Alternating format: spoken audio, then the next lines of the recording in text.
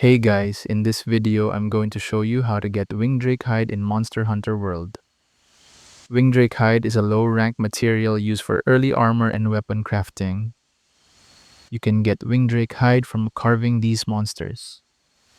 Raffinos with a 70% obtain rate, Noyos with a 30% obtain rate, and Murnos with a 70% obtain rate. You can find Murnos in areas 5 and 10 in the ancient forest to farm Wingdrake Hides.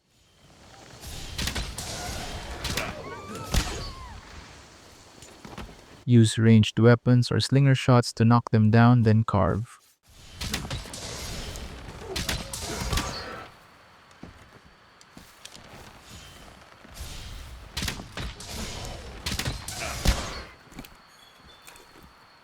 And that's how to get Wingdrake Hide in Monster Hunter World. Thank you so much for watching.